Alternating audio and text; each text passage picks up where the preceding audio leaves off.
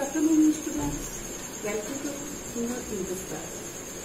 Today I am going to describe about the epic. The epic is a Greek word which is derived from Greek epikos.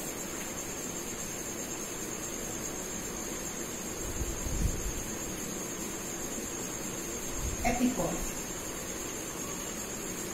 which means a narrative poem, जिसका मतलब होता है narrative poem. It brings to our mind's eyes the images of something big. ये क्या करती है, हमारे जो दिमाग की आंखें होती है उसमें जो आकृतियां आती हैं, तस्वीरें आती हैं, उसको बहुत बड़ा, magnificent, big and larger than life, life से बड़ा, बहुत बड़े पैमाने पर प्रेजेंट करती है. Action of epic is built on a vast scale. जो इसका एक्शन होता है एपिक का, वो बहुत बड़े पैमाने पर होता है. The epic hero is more than human. जो एपिक हीरो होता है वो मानव से भी बढ़कर होता है. फॉर दिस फेट, इस पर्पज से, and the fate of his nation, उसका जो भाग्य होता है वो क्या होता है, उसका राज होता है. And the concern of the God and heaven, वो जो किससे कंसर्न होता है, गॉड और हेवन से होता है. Interfere in his affairs bye means and divine. Interfere होता है उसका, उसमें उसके मामलों में bye means of and divine, उन साधनों से, डिवाइन एजेंट्स के थ्रू. आइदर माइनर गॉड्स और एंजल्स, अथवा उसमें छोटे छोटे देवता होते हैं या एंजल्स होते हैं. who are referred to as epic machinery, जिनको कि इसलिए क्या कहा जाता है बेटा, एपिक मशीनरी कहा जाता है. The epic is a well known kind of objective और नरेटिव पोएट्री. एपिक क्या होती है, वो बहुत अच्छे से जाने वाली ऑब्जेक्टिव अथवा नरेटिव पोएट्री होती है. Originally it grew out of a ballad. ये वास्तविकता में किससे निकल कर आई है, ये बैलाड से निकल कर आई है. At first it was made of popular poems. पहले तो ये बहुत पॉपुलर पोएम होती थी of unknown writers on popular ideas and feelings. ये अननोन राइटर जो इसके होते थे, जो पॉपुलर आइडियाज और फीलिंग्स होती थी, उन पर बनती थी. With conscious skill and are by well known authors. The epic is based on national mythology. जो एपिक होती थी वो नेशनल मैथोलॉजी पे बेस्ड होती थी. एंड लीजेंड, और जो पौराणिक कथाएं होती थी. पॉपुलर बिलीफ, जिनका लोकप्रिय, जो विश्वसनीय होती थी. And stories of tradition and thought, जिसकी स्टोरी परंपरा के तौर पे विचार होते थे उस समय के. There are 4 kinds of epic poetry. यहाँ पे क्या हमारे एपिक पोएट्री कितनी तरह की होती है, 4 तरह की होती है. The first is called the epic proper. पहली क्या कहलाती है, हमारी एपिक प्रॉपर कहलाती है. The second one is known as mock epic. And the third is described as authentic epic or the epic of growth. And fourth is termed as the literary epic or the epic of art. ये हमारी 4 tragedies होती है जिनको कि epic के types के रूप में ही जाना जाता है. लेकिन मोस्टली हमारे जो लिटरेचर में है वो मॉक एपिक बहुत ज्यादा फेमस है. Mock epic as a satire के रूप में भी प्रेजेंट की जाती है.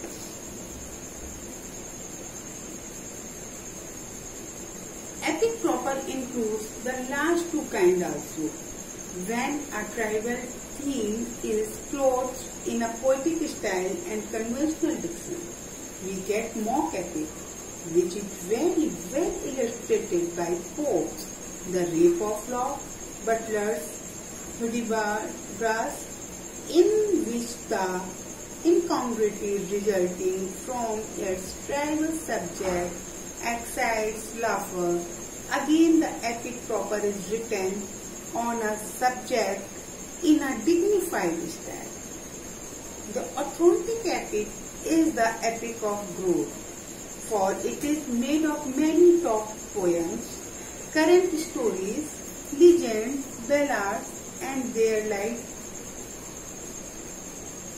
many things. Now I am going to tell about what is the structure of the epic. Epic का स्ट्रक्चर कैसा होना चाहिए, इसके बारे में भी हम थोड़ा सा आपको बताते हैं. An epic is a narrative composed on a huge canvas. जो एपिक होती है वो कैसी होती है, नरेटिव तो कंपोज की जाती है लेकिन बहुत बड़े पैमाने पर की जाती है. Its character are colossal and the events are monumental. The material of an epic is so wide that it becomes essential for an epic poet that it should be set forth in a form that will make the most of subject and make it significant, जो कि हमारे लिए महत्वपूर्ण होनी चाहिए, ना कि useless हो. इसके बाद now I am going to telling about what is the moral of it, what is the moral purpose of to write it. The moral purpose is not prominent in the early epics. Homer and Virgil show little beyond making an appeal to patriotism and national pride. जो moral purpose होता था prominent पहले के epics में prominent होता था, Homer और Virgil जो थे उन्होंने इससे परे लिखा है, जो कि अपील जिसमें करती थी जिसकी पैट्रियोटिज्म की, देशभक्ति की, एंड नेशनल प्राइड, और देश को गौरवान्वित करने की. Tasso, an Italian poet, introduced the moral and dedicated elements into his Jerusalem Delivered, which was completed in the year 1574. In his fairy tune, Spenser explicitly declares his avowed intention to fashion a gentleman in virtuous and gentle discipline. And the purpose of Milton's In Paradise Lost was to justify the ways of God. Milton की जो paradise lost है बेटा, ये बहुत ही famous poem है, ये आप लोगों के सिलेबस में रखी गई है. इसका केवल आपका जो वो सबसे पहले का प्रिफेस होता है उसका कुछ पार्ट रखा गया है, पूरा इसमें नहीं रखा गया क्योंकि आपके सिलेबस में पूरा ये एपिक नहीं आ सकती, लेकिन प्रिफेस वाला पार्ट जॉन मिल्टन का आपके उसमें रखा गया. इससे आपको इसके बारे में आइडिया मिल जाता है कि जॉन मिल्टन की द पैराडाइज लॉस्ट में किसके बारे में बताया गया है.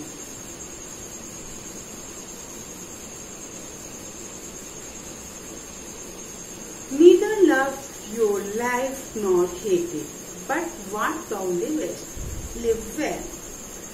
The summarizes the epic quote of after suffering humility. इसमें जो ह्यूमिलिटी होती है और सफर होने के बाद कहाँ पे कैसे क्या पहुंचते उसके बारे में डिस्क्राइब किया गया है. अब हम आपको कुछ इम्पोर्टेंट फीचर्स मैंने यहाँ पे लिख रखे हैं जो उसमें क्या होने चाहिए, मैं उसके बारे में बता देती हूँ. जैसा कि इसमें बहुत शॉर्ट में मैंने ये पोएम इसकी डेफिनेशन भी दे दी थी. Epic is a long narrative poem. It deals with heroic figure.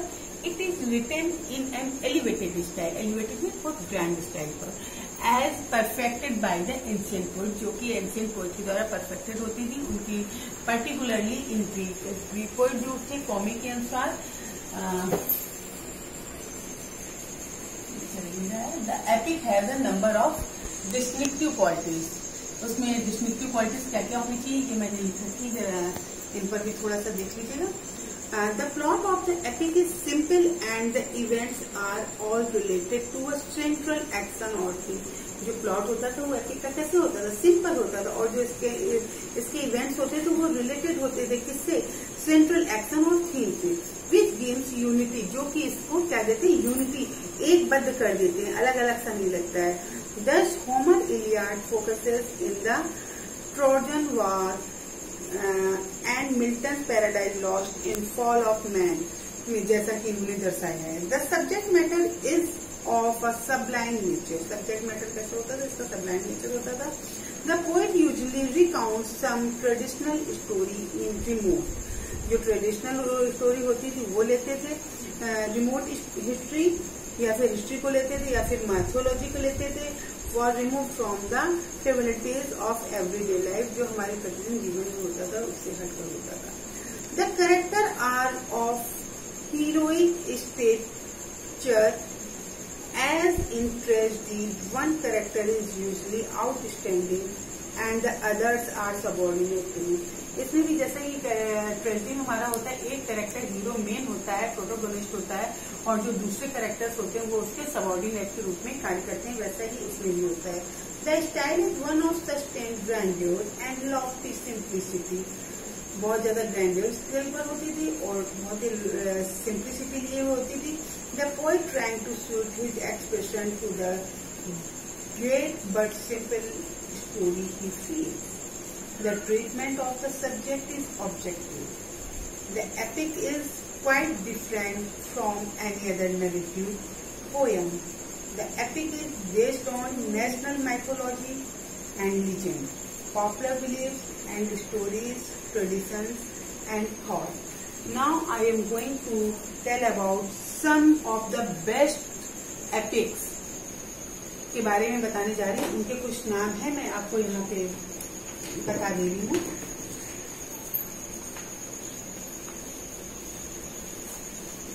ये पेपर में आप लोगों के एग्जाम में पूछ भी दिए जाते हैं.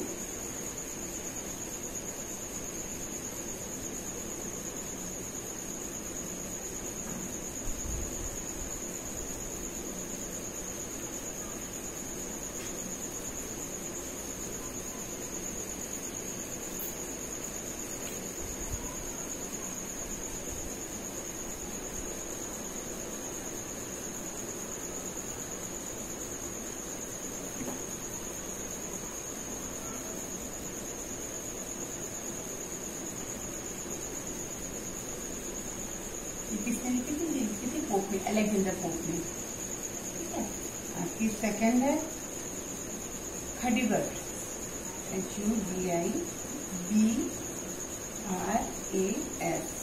ये आपकी लिखी है बटलर ने, BUPLER. इसके बाद आपकी आती है पैराडाइज लॉस्ट.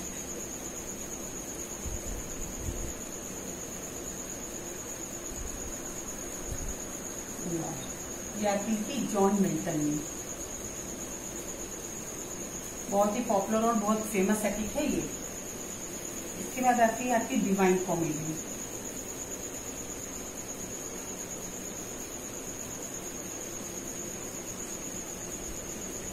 ये आती थी दंते ने.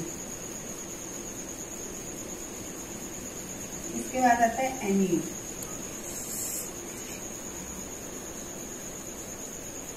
ANIED. इसको लिखा है वर्जिल ने. ये कभी कभी आपके क्वेश्चन पूछे जाते हैं ऑब्जेक्टिव में उसके राइटर के बारे में, तो इसलिए इनको याद कर लीजिएगा आप लोग. जेरूशलम,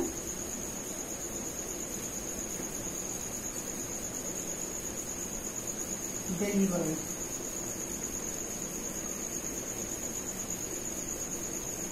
ये लिखा है तासुनी.